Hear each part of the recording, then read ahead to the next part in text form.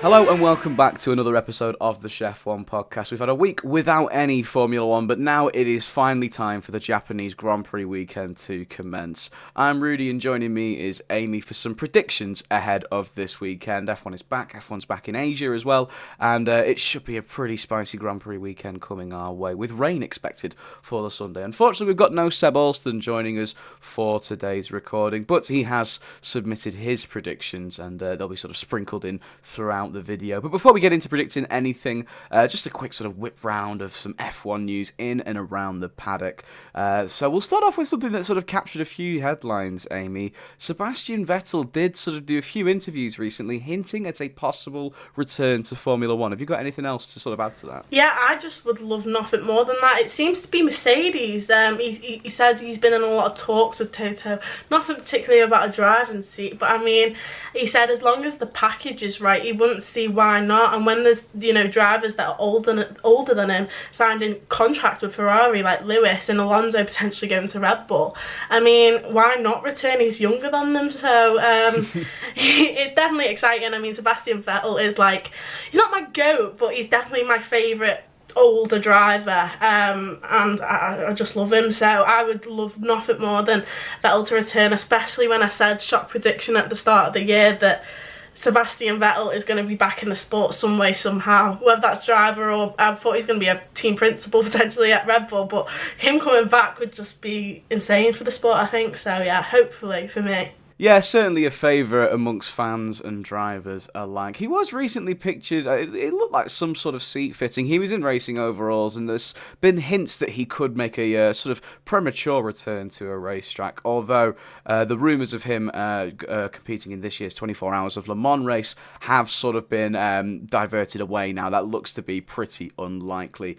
However, yeah, he has been in talks with Toto Wolff. Nothing concrete about a drive, but like you say, Amy, he did say if the right package does come up, then we could see a return for Sebastian Vettel into F1. He did say that he sort of retired with the intention of never coming back, but now that there's been sort of pledges made by the FIA, more sort of secure pledges to drive for sustainability in the future of F1, then it's certainly appealing to him because he's very sort of eco-friendly. He's quite sort of passionate about trying to save the world and climate change and whatnot. So yeah, Vettel on the cards for a return. We'll have to wait and see. I mean, we could do a sort of separate video on who could be that second Mercedes driver for 2025 in itself, because now that Vettel has sort of returned back into the limelight, it has completely just spiced things up. No one really anticipated it, apart from you, sort of going into this season with your obscure prediction. It's a case of it's now sort of you've got Carlos Sainz, Kimi Antonelli, Fernando Alonso, now Sebastian Vettel, and even other drivers like Frederick Vesti, all in line to maybe snatch that seat that Lewis Hamilton has left vacant. But we'll move on from Vettel now, as nothing really is too concrete there. A driver that's sort of getting into a little bit of trouble within his team, Red Bull, can't seem to avoid controversy at the moment. Now this is a little bit of a sort of minor thing, but Max Verstappen has just breached a contract clause in his Red Bull contract that he's not allowed to do any dangerous sports during his time with the team, and he got caught skiing in Japan fairly recently, so I think he'll get a slap on the wrist for Helmut Marko ahead of the race at Suzuka. But now something that's a little bit more interesting, something that will have a direct effect on track. Logan Sargent will be competing in the Japanese Grand Prix this weekend, but it will be in the repaired chassis that Alex Albon obliterated in FP1 in Australia. For those of you that weren't able to catch any of the Australian Grand Prix weekend, basically Albon totaled the Williams car in FP1, making it unavailable for the rest of the weekend. The chassis was damaged beyond any sort of point of reasonable repair come the Sunday, and then so instead of Albon being unavailable for that weekend, they just pushed Sargent aside and then gave Albon Sargent's car, which was a little bit unfair, if I do say so myself. But Sargent will be back, but not in his car. He'll be in Albon's car. That could have some impact on his performance. He has said that the chassis repair went a lot more smoothly and a lot better than expected, but the car will be a little bit heavier, which of course impacts performance. I mean, Amy, do you think Sargent should have his chassis back? It does seem a little bit unfair. He did allude to the fact that it would be a huge pain in the backside for Williams to sort of swap everything back over in terms of setups and stuff like that. But they should be, considering it was all Albon's fault, they should be, really trying to give Sargent the confidence that he needs to get better results for the team by giving him his chassis back, no? Yeah, no, I definitely agree that it's only fair in a way, but none of this has been fair at all for Sargent. So I guess for Williams, which I do understand that Albon is the much stronger driver, and yeah, they didn't get points, you know, by dropping Logan in Australia, but going forward for Japan and China, then Albon in the better car is definitely, you know, the better option for the team and for points overall, because he's most likely going to get them points over Sargent. But it isn't fair. It isn't totally not fair, but it is probably, a sporting decision wise, it is probably right. Yeah, I mean, it's probably going to be quite difficult to measure how Sargent performs over the course of this weekend after a pretty shaky start to this season, considering that Suzuka isn't a track that Williams have had too much speed around in the past. You know, a little bit too technical to suit to the Williams car strengths, despite the fact that it is, you know, the nature of Suzuka is a very fast, high-speed, really like nicely flowing circuit. But we'll move on to sort of effects to a car that might benefit another team, Alpine, looking to bring their first upgrades to their cars for Suzuka. Now, this will be sort of confirmed by Seb in one of his little prediction videos, like I said, that will be sprinkled out into this video. But it shouldn't be anything too major. I mean, Amy, do you expect anything from Alpine this weekend, considering that they did do pretty well around Suzuka last year? Yeah, no, it's hard to when Alpine have just been so, you know, just they've not been getting to where they should be. They're normally the 5th fastest team on the grid, you know, just behind McLaren, and they've been definitely, well, they've got 0 points so far, so I can't see it being amazing, but Ocon's definitely been the driver out the two, sorry sir, but he's been the driver out the two who has been, you know, getting into Q2, and he's been pushing it a little bit extra than Gasly. I mean, Gasly, no fault of his own in some of the races, has had to, you know, retire the car, but you know, going forward, I think we may see both drivers in Q2. I mean, I don't think that could be, but that's not where they should be aiming for. That's where they're not going to be getting points by finishing below 10th. So who knows? I think Ocon, he's going to be the driver to maybe, you know, show the new upgrades on the car. But overall, I don't think it's going to be anything shocking. Wise words from Amy Hammerslog. You're not going to get points if you finish below 10th That's place. what Will Buxton right But here. I know you can't see my facial expressions at the moment, but I did sort of raise my eyebrows. Perhaps a double Q2 for Alpine. I mean, that is, I suppose, a bold prediction. But, I mean, something's got to go right for them at some point this season. And maybe this could be the circuit to do it, considering that it is a challenge on a lot of drivers. Now, we'll move on to the predictions side of the video. I can imagine that'll be how this is titled and presented and stuff like that. And people watching this might be wondering, where on earth are their predictions? But just sort of, you know, a little bit of an explainer on Suzuka as a circuit if you are sort of quite new to the sport. It's a very high-speed circuit with lots of fast-flowing corners, but simultaneously quite technical as a track as well. And based on those characteristics, expect a decent weekend for McLaren, as their cars have been sort of pretty good around the sort of higher speed, faster flowing circuits. And Japan itself as a country is notorious for its crazy weather. And while it looks as though the Friday and Saturday might be dry, the Sunday is expecting heavy rain. So that could mix up the pack a little bit and make some of our predictions pretty spicy. We'll just have to delve into them in a second. Again, for those of you new to the channel, we do have a little bit of a competitive side to our predictions as well. The current leaderboard states me and Amy sitting at the top with 14 points each, and Seb a little bit far behind on 7 points. Sorry, Seb. But we do get a point for each correct prediction across multiple categories. We'll go through them one by one throughout this video. And then at the end of the season, whoever has the most points will decide some sort of prize by the end of the year, I'm sure. But yeah, each different category, if we get it correct, then we'll get a point for it at the end of the race weekend. And we'll start off with our pole position predictions. I think we've all gone for the same driver here. I've said Max Verstappen. Amy, who have you said? I actually haven't even put anything yet, because realistically, I know as an F1 fan that Max Verstappen is just going to bounce back from Australia in his DNF, and he's going to go and get, you know, fastest lap by 0.3 of a second, and at the least. But I am gonna go for Charles Leclerc. Okay. I don't doubt him. And I think, I don't know, for Charles Leclerc, with the nature of Japan, it's fast. In my opinion, is the fastest over 1 lap. I just think he's going to go get it, and especially with, you know, Suzuka being quite a special personal thing towards him, with obviously Jules Bianchi. I think it could be an extra push for him to go and get pole position. I mean, it's always special, I guess, going there. And so yeah, you never know. And Charles Leclerc, that's why he's my pole. We'll see. We'll cross over to Seb now, who's done some videos for us despite his absence, but I'm pretty sure he will agree with me and not you here, but we'll just have to wait and see. Hello, I'm really sorry I couldn't be with the guys today, but I'm ready to give you guys some of my predictions. So we're going to start off with pole position. And obviously I've gone for Max Verstappen this weekend, more so than others. He is just going to be so dominant. You know, we've seen in the past couple of years around Japan, around Suzuka, he has been so utterly dominant.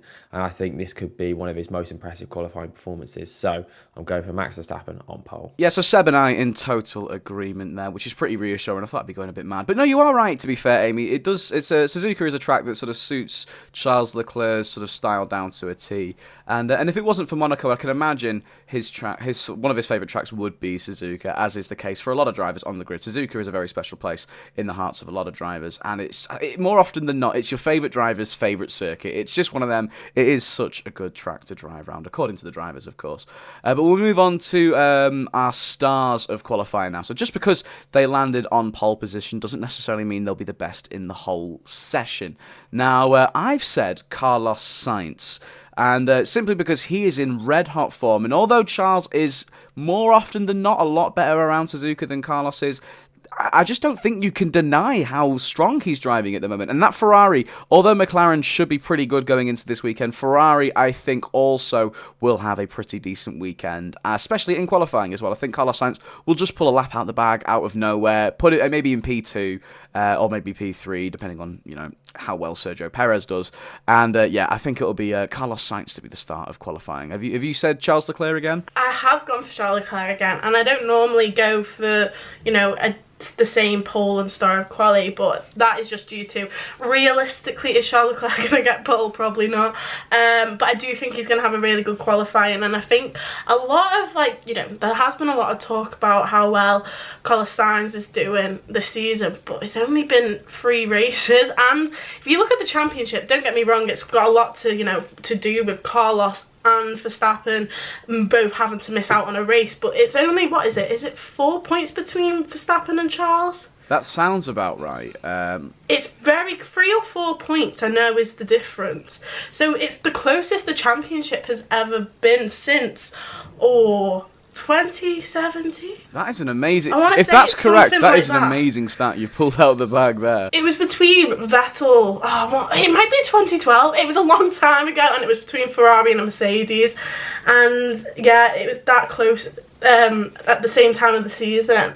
So it's been a very long time. So who knows that Ferrari are actually, if Carlos Sainz hadn't missed a race because of his appendix, he'd be ahead of probably Max Verstappen now. So there's definitely, hope for the season in my eyes. But yeah, Charles Leclerc, I think there's been a lot of talk that Carlos has been better, but there's only been 3 races. This is the 4th.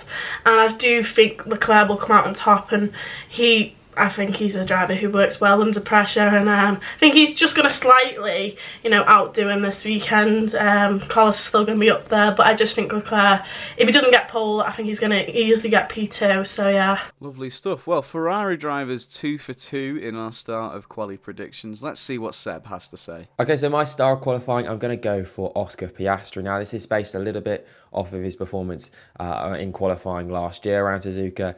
P2, really good lap, out qualifying Norris, best of the rest apart from obviously Max Verstappen. So I think he clearly does well around this circuit. Obviously, that was his first time around it last year. I think he's going to do really well again this year. I think that McLaren, as you'll see later in my predictions, are going to have a really strong weekend. And I think that maybe he's due a little bit of a good result in terms of, maybe out qualifying Norris. So yeah, I'm going to go for Oscar Piastri, my star of qualifying. Alrighty, so a prediction to sort of spice things up a little bit. Oscar Piastri, yes, did have an excellent weekend last year out in Japan. And of course, that car is pretty similar to how it was last year. I'm basically just echoing everything Seb has just said.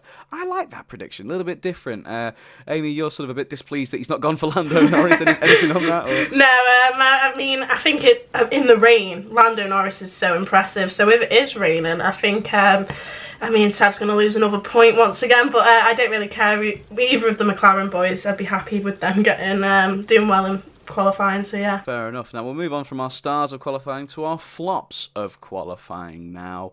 Now I've gone with someone who I think he can't catch a break on this podcast at the moment. I have said Sergio Perez, simply because, look, right, Max has been the better qualifier of the two pretty much since Perez joined the team. And Suzuka is a track that Max is just really strong around. He's won the last 2 races there. I think he's won the last 2 pole positions there as well. And it's just that level of consistency which I don't think Perez can compete with, especially on Saturdays as well. And because, it looks to be really competitive out at the front, maybe for that sort of, the other front row spot and on the second row as well. I think Perez could drop as low as P5, maybe P6, depending on how quick the McLarens and the Ferraris are. And then maybe someone like Fernando Alonso or George Russell having a strong weekend could come into play. But Amy, have you said the same thing? I have also gone for Sergio Perez because I think that even though a flop for him is shouldn't really be anything below P5, but it's just what comparison it is to Max, and especially with Red Bull bringing upgrades this weekend, it's going to be similar to the Zero Pods concept. And they're expected to be, well, they were fast before, they're meant to be even faster now, and I just don't think Perez is going to adapt well to the new changes. I know, Max helps create a lot of the Red Bull upgrades, and he's definitely the one who they build a car around, and I just think Perez might struggle, especially around a fast circuit, adapting to these changes. So yeah, I think that's why he's going to be my flop of quali. But again, I mean, that's not going to be P20. That's probably going to be about P6. So, yeah. Yeah, I mean, that might not spell a terrible weekend for Sergio Perez, to be fair, because the nature of Suzuka and how hard it is on the tyres could mean that strategy and tyre management could play a huge part on the Sunday, especially if it doesn't rain as well. So, no matter where Perez qualifies, he'll probably end up getting on the podium anyway, won't he? That's just how it is, and he'll get voted driver of the day and da-da-da-da-da. But, yeah, sorry, Checo, it's been a bit of a whitewash for you so far. Let's see if Seb agrees with the two of us. Okay, so for my flop of qualifying, I've gone for Nico Hülkenberg. Again, I'm basing this off of a little bit of last year. He didn't really do very well around Suzuka in qualifying, and I think that Haas may be there overdue a bad performance. Obviously, I've said that Piastri's due a good performance. I think that maybe Haas, they've had a really strong start to the season. They've actually looked competent as a team, which is weird to say. So I think that maybe perhaps they're finally due a bit of a stinker. So yeah, I know that there's not really that much logic behind that. That if they've been good, maybe they should continue to be good. But I think that it's Haas, so I'm going to go for Hülkenberg. I mean, as a sort of, I don't want to call myself a Haas fan, but I've developed a soft spot for Haas over recent times. It pains me to say it, but yeah, I'm not a Haas fan. Let's make that abundantly clear. But yeah, Hülkenberg flop of qualifying, it makes sense. As much as it pains me to say it, yeah. Haas, I mean, you'll find out with one of my predictions later on in the video that it probably won't be a great weekend for Haas. And yeah, no, Seb's right. There's nothing really much I can add to that. He was pretty poor there last year. And that Haas, they've got to have a mistake in them at some point. It's been far too smooth sailing at the start of this season by Haas standards, but yeah, we'll just have to wait and see, I suppose, on that one. Moving away from qualifying now, we've got our podium to predict. Now we'll get a point for each of the correct drivers in the correct positions on the podium. So say you get 1, 2, and 3 all correct, you get 3 points. Say you get the winner correct, you get 1 point, and so on and so forth. Now, Amy, who have you said for your podium 1 through 3? I've gone for Max Verstappen first. I think it's inevitable that Max is going to win this weekend. Charles Leclerc second. I think that's due to him going to be having a really good qualifying, and then he's just going to, hopefully, if strategy goes well with, obviously the weather and the tyre degradation, I think he's going to, follow Max. And then Carlos Sainz in third because, he's been having an incredible season so far, and I think he's going to be able to get another podium finish. Every race he started this season, he's ended up on the podium, so why not let that change? And yeah, I've gone for the 2 Ferraris up there with Max. I don't think Perez is going to be up there. Yeah, can you stop stealing my predictions, please? I've also said Max and Charles 1 and 2, but I have said Seb's star of qualifying, Oscar Piastri, to finish in P3. And if it's not Piastri, I think it will be the other McLaren of Lando Norris. I think Ferrari and McLaren will go into this weekend pretty neck and neck, and this is a track that Piastri excelled at last year. And so I think I'd like to see a Piastri podium, and I think we will see a Piastri podium. Let's see what Seb has to say about all this. Okay, moving on to the race. So my podium, I've gone for, of course, Max Verstappen P1, I think it's going to be utterly dominant. I think he's going to allow absolutely tons of cars. P2 and P3 though, I've gone for all McLaren. I've gone for Oscar Piastri to come P3 and Lando Norris to come P2. I do think that even though Piastri might have the stronger qualifying, I do think, again, if we look at last year and we just look at, those two as a pair across their entire time together, Norris is stronger in race pace, and I think that will come to the fore, especially around Suzuka. And I do think that Norris will pip him to P2, but still a really good drive from Piastri to come P3. And I think, as you can see, McLaren, in my opinion, are going to have a really strong weekend. I think Seb means business with these predictions. I agree. Doubt about that. I think he's convincing me more and more with what he's saying. There's a lot of insight behind there, and so Seb's saying a double McLaren podium, but a Max win. We'll stick with the race as well. Who is going to be the driver of the day in Suzuka? I've said the man making a return to his home nation. I've said Yuki Tsunoda to be the driver of the day. If it is rainy on the Sunday, Tsunoda is usually pretty good in wet weather conditions, and he's also had a pretty solid start to this season. I think if we ignore last year's time at Suzuka where he was outperformed by rookie teammate Liam Lawson, I think this will be just a bit of a redemption arc for Yuki Tsunoda, and I just think his form against Daniel Ricciardo will continue to improve. I think it won't be a brilliant weekend for Ricciardo either, and so that means Tsunoda's going to look even better, and I think there could be points on the card for Tsunoda in that RB around Suzuka. Amy, who have you said? I wanted to say Tsunoda, but I have gone different here. I think I don't know if Yuki is going to maybe bottle it. I don't know. It's home hero when I said I went against Daniel Ricciardo last week. So I've decided to go with Lando Norris. I've changed this last minute because Seb scared me, to be honest, because I have not backed my team this week, and I think, the weather is going to be bad, and Lando Norris in the wet is actually really good, especially when he puts wet tyres on, unlike in Russia. He's an incredible driver in wet weather, and like you said, it should suit McLaren Suzuka. I forgot about last year completely when it was a double podium for McLaren, and I've not backed them at all. It's just been the Ferrari boys, really. So I am going to change it up, and I'm going to just have a little insurance prediction here, just in case he has an incredible weekend. What if he gets his first race win? Oh gosh, I've just put out there in case that happens. Could you imagine? And I've not even gone for him to get a good qualifying or a podium. But yeah, this is why I'm going driver of the day, because Seb, you have scared me, and Lando, he's made me realise that he could have a really good race here, so yeah. Playing for points with your predictions. I like the tactics. Well, I don't like the tactics because we're neck and neck at the top. But I think brace yourself for the following prediction from Seb, because you're not going to expect this one for driver of the day. Okay, so for my driver of the day, I've gone for maybe a bit of a shock. I've gone for Esteban Ocon. Obviously, Alpine bringing their first upgrades of the season. I don't think they're going to be major, but I do think they're going to bring them closer to that sort of lower midfield pack. And I think that Suzuka, we could see a couple of DNFs here and there. So I think that Esteban Ocon, I think that he's shown at the start of the season, especially in race pace, he's had a really strong start to the season. Hasn't been able to show his true potential, obviously with the car, limiting his performance. I do think this weekend, though, with them hopefully being a bit closer to those around him, I think that he's going to be in a good position.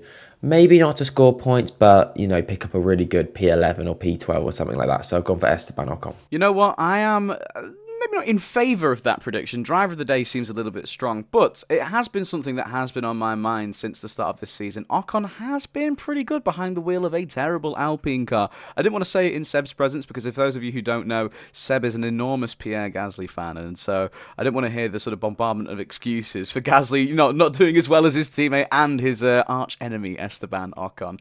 It's an interesting one. I mean, to be fair, it does add up. Alpine coming into the weekend with upgrades, Ocon in decent form, and last year I think he outperformed Gasly around Suzuka as well, so maybe we could see perhaps not points, but a sort of, close enough effort from Esteban Ocon there. Now from driver of the day to flop of the race, so much like our flop of qualifying, but this time on the Sunday. Amy, I'm looking at our grid here, and you've gone with such an unfair one. Do you want to explain your Logan Sargent flop of the race prediction to me? Yeah, well, talking about what we talked about earlier, that Sargent in Albon's repair chassis, he won't have a new one until Miami. His mental health coming into this, his confidence, it's probably going to be mental health. That's a bit harsh, but his confidence is going to be at an all-time low. I think after Australia, that was such a harsh, decision, and I think it is going to affect him. Is he going to believe the team's, believing in him? I've got the confidence in him. I don't know. So I think it's going to be hard to compare, Sargent and Albon's races when, they're in such different cars. I think Sargent is just going to have a bad weekend, no fault of his own. But yeah, hopefully he just tries his best and proves me wrong. I do hope that. But I think it's literally not possible for him to have a better weekend than his teammates. So yeah. Now, for my flop of the race, I've gone a little bit against the groove based on his performances this season. I've said George Russell. Now, he did have a little bit of an incident at the end of the Australian Grand Prix, which no doubt will have his confidence a little bit damaged going into this weekend. Definitely a chip on George Russell's shoulder that might be a little bit overwhelming for him, considering that Australian Grand Prix, the possible finish he could have had was snatched away from him by Fernando Alonso, and that incident regarding the brake check. But I think it's a case of if it does rain on the Sunday, Hamilton is just miles better than Russell in the wet. Well, maybe not miles better, but Hamilton is arguably one of the best wet weather drivers in the history of the sport.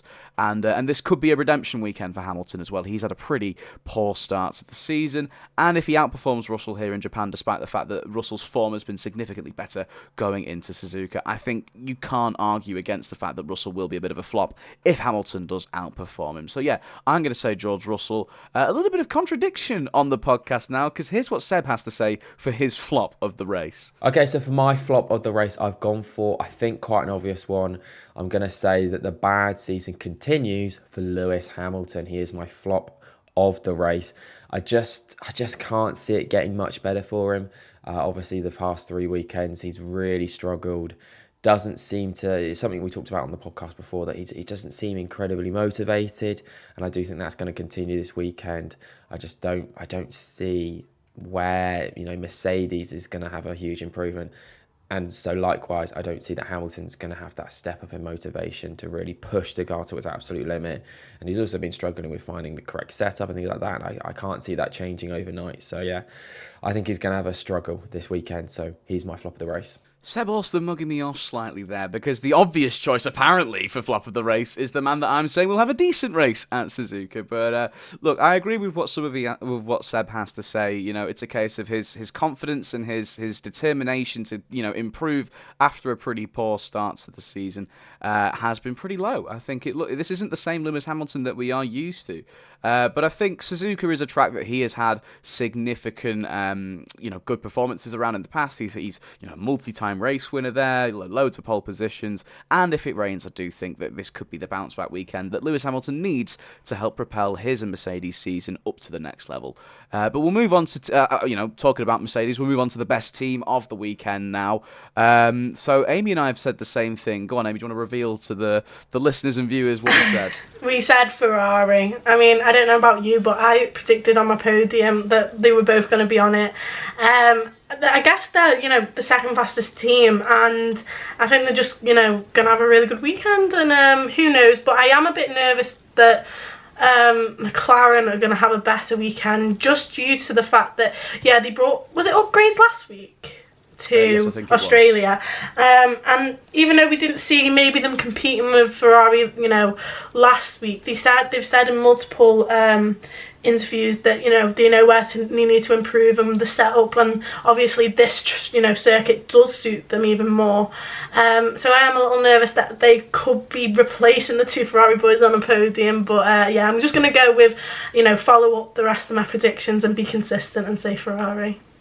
Yeah, I mean, based on my previous predictions, I don't think McLaren will have a bad weekend, but there's just so much hype going into them for this weekend, and rightly so, of course. It does fall into their favour, but I think people are underestimating Ferrari a little bit, hence why I think they'll have a strong weekend, and it'll be sort of considered a stronger one than McLaren, considering the expectations were a little bit lower. But Seb, again, totally going against the curve on the pair of us here. He said something different. My best team, no surprise with my other predictions. I've gone for McLaren.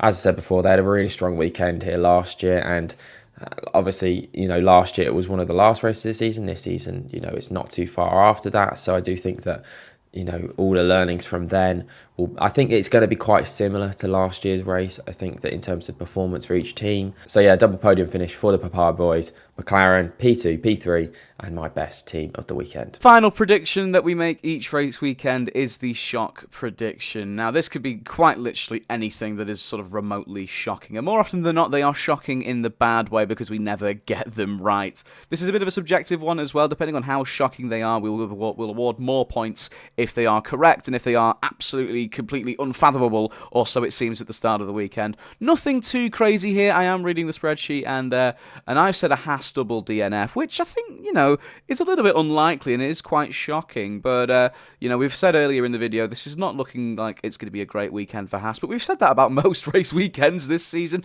and they've gone on to prove us wrong, so maybe they will absolutely mug me off here. But yeah, I'm saying a Haas double DNF. Whether that's mechanically, whether that's down to driver error, I'm not too sure. I'm just going off a hunch. Like most of my shot predictions, it's based on pure vibes, basically. And in this case, it's bad vibes for Haas, sadly. Amy, what have you said for your shot prediction? This one's a little bit specific. I have seen this on TikTok, and basically... She's seen it on TikTok, folks. It's going to happen. It's going to come true.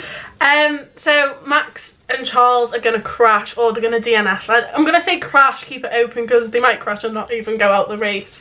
So you're saying first and second are going to crash? Yeah. Is this into each other, or is this just generally they're going to crash? Into each other. Okay. Because basically, on YouTube, there's that video between them when they were younger, and it's like, oh, just an incident. Yeah. Well, basically, in the comments 4 years ago, this is really specific. Oh, I have seen this. Yeah, some like time travel. Yeah. So like, a comment from 4 years ago basically says, they're gonna realise like this. They're going to be in the same situation again in 2024, Suzuka. And I was just like, and that's a comment from 4 years ago, and I'm like, that's way too specific to not even just try and trust it a little bit. I mean, shot predictions never come true, so let's go for a bit of a rogue one. And Max and Charles crash, even though I've gone with them to be first and second on my podium. Who knows? So yeah, I feel like I should get a few points if that comes true. Yeah, I mean, that would be absolutely mental. To be honest, I'm speechless. Let's just see if Seb has anything a little bit more normal. So for my shot prediction, this one, I don't know how shocking you'd say it is, but I've gone for a Sergio Perez DNF in the race. Obviously, I haven't predicted him on the podium. I think that, I think he's going to struggle. He struggled a little bit here last year. Didn't have the best weekend. And I think that's going to, he's, obviously Max Verstappen with a DNF last weekend. And obviously, Perez apparently had some floor damage issues. So not 100%, the most... We've seen from Red Bull last couple of years, they've been incredibly reliable. Maybe a little bit of crack starting to show. I mean, maybe I'm reading a bit too much into that, probably. But I'm going to guess it's probably not going to happen. It would be a bit of a shock. Sergio Perez DNF. Alrighty, that concludes our predictions for the Japanese Grand Prix. There'll be a little graphic on the screen now just to tell you who's predicted what in which category. That could have been a lot smoother if I'd have thought that out in my head. But yeah, thank you very much for tuning into the video. If you want to check out the rest of our stuff, we have recently uploaded a new sort of YouTube, not a YouTube video. It's not a podcast clip. It's a YouTube video on F1 Academy. So if you're looking to find out some more information on the newest junior series on the lead up to F1, then yeah, definitely give our F1 Academy video a watch. Amy did an excellent job in giving you a sort of guide and a briefing onto how that works and what happens there. And if you want to check out the rest of our stuff, we're on Spotify and literally every single other listening platform. Make sure to click subscribe, click like if you feel like it. And yeah, thank you to Amy for joining me. Thank you to Seb for sending in the clips. And see you later. Goodbye.